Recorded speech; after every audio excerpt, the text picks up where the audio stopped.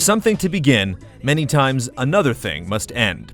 Living with gaming franchises for years and years allows us to become closely attached to our favorite worlds and characters. But when developers have run out of effective ways to keep the story going, it's time to move on. We wouldn't want some of these entities to die if we didn't care about them so much. That's how far we feel these 10 legacies have gone astray. It's time to turn them to ash so that one day they may rise again like a mighty phoenix. Or not.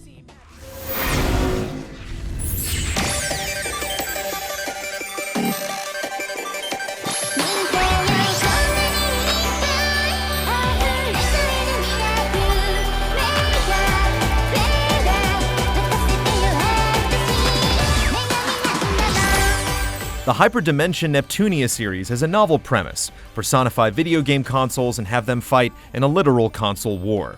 The problem is that NEPTUNIA never capitalizes on the full potential of its ideas. Instead, it amounts to little more than incessant fan service, undercooked combat, and egregious repetition. Wearing out its welcome in the first installment, it's astounding that HYPERDIMENSION NEPTUNIA is already 9 games deep, including spin-offs and remakes. We're amazed there's enough interest to continually support something so shallow.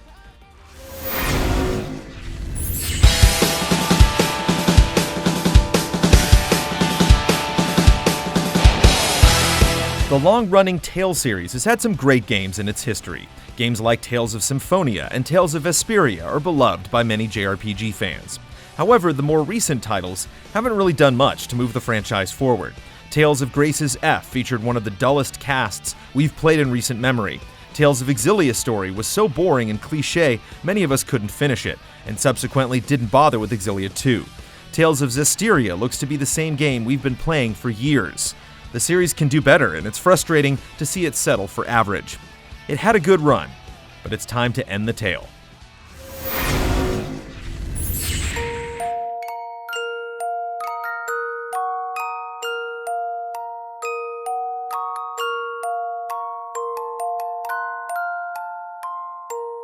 Once upon a time, the name Fable meant something.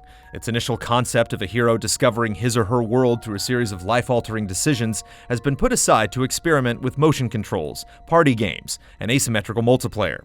These days, Fable's storybook art style is one of the only things that ties the new releases to the original games, once you take the title away. Fable is a charming franchise, but if the games can't move the series forward instead of just barely keeping it alive, they should be considered the ending chapters of this book. It may be an evil choice to make, but it's done with good intentions.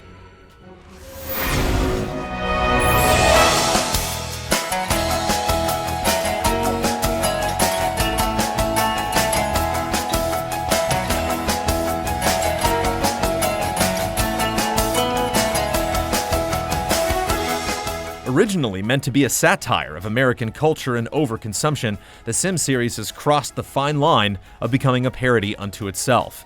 Now an overbloated cash cow of expansions, spin-offs, watered-down console schlock, and cringe-inducing Facebook flash games, The Sims is the same gluttonous enterprise it once purported to loathe. The Sims 4, the last main installment, felt incomplete at launch, and perhaps intentionally, to ensure that users would drop coin on the game's many expansions. Regardless, we're not buying it. It's time to let the Grim Reaper claim its prize and put The Sims to rest.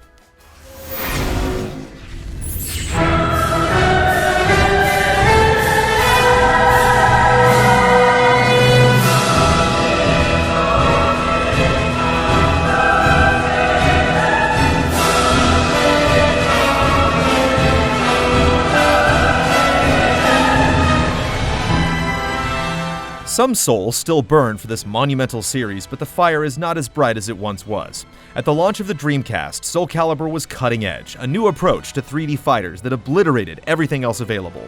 We also strongly appreciate SOULCALIBUR 2 with its numerous tweaks, character additions, and conquest, an asynchronous mode that evolved around your playstyle, although it was exclusive to the arcades. The sequel and spin-offs since have been a little disappointing. None of them feel like a true evolution. One of the big additions in SOULCALIBUR 5 is the ability to fill up a meter and unleash special attacks, something that's been in countless other fighting games over the years. It seems as though SOULCALIBUR is content with towing the line instead of pushing forward.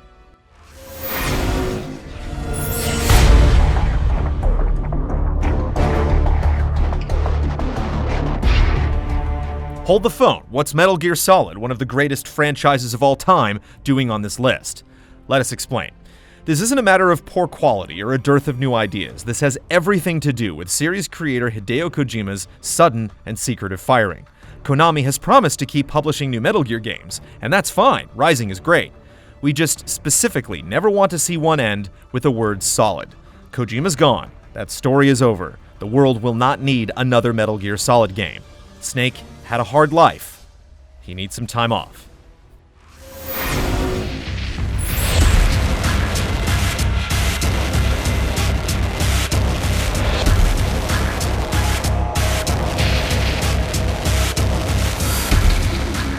Saints Row the Third felt like it came out of nowhere.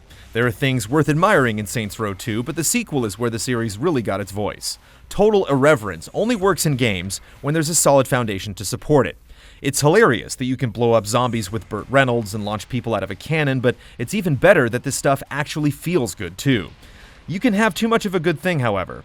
While we enjoy Saints Row 4, its flavor of ridiculousness doesn't have the same effect on us, probably because it's so similar to its predecessor. Also, superpowers makes a lot of other things, like cars, completely redundant, and we often feel so powerful that things get boring. Unless the next game can go beyond adding additional insanity, we're okay with the 3rd Street Saints taking a very long break.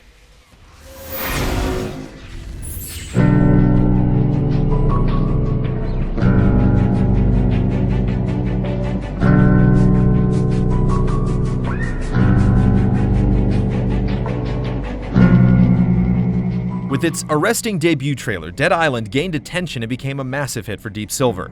The game did set the world on fire, but the publisher jumped on the brand as if they'd invented zombies.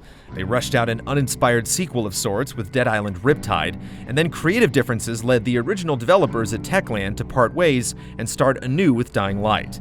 Meanwhile, Deep Silver followed up with the loosely related technical nightmare of Escape Dead Island and announced 2 more sequels, Dead Island 2, which is now without a developer, and Dead Island Epidemic, a MOBA which looks in danger of falling apart before it reaches version 1.0. Dead Island had its day in the sun. Someone is going to have to bash in the head of its shambling corpse.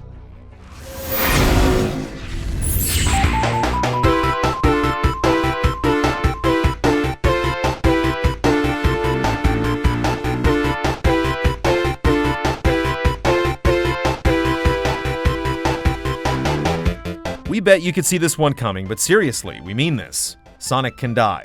We don't need to hear about how Sonic Generations and Sonic Colors are actually pretty good. These are delusions. The Sonic the Hedgehog brand has inexplicably persisted for over 2 decades after its last great game. Keep in mind, Sega once officially pulled all Sonic games with an average or below average Metacritic score from store shelves, and then 4 years later, still had the nerve to release something like Sonic Boom. We just don't want to see our old chili dog loving buddy humiliated like this anymore.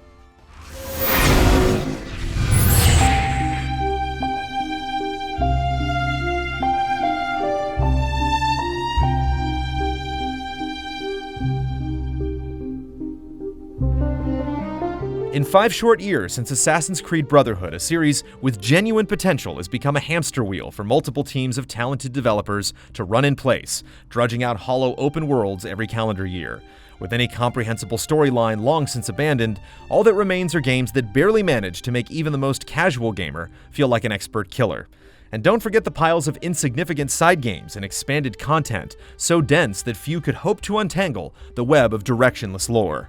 Without a solid compass to guide it, each iteration of Assassin's Creed feels more empty than the last, set on a crash course to disappointment for the brave souls who still manage to cling to the optimism that maybe this one can turn it around. Our team takes a trip to suburban hell in a special fiasco edition of Tabletop Adventures. And Ian Hink helps you get the most out of the new expansion to the Talos Principle and a passionate analysis of the road to Gehenna. We'll see you next Sunday for another GT Countdown.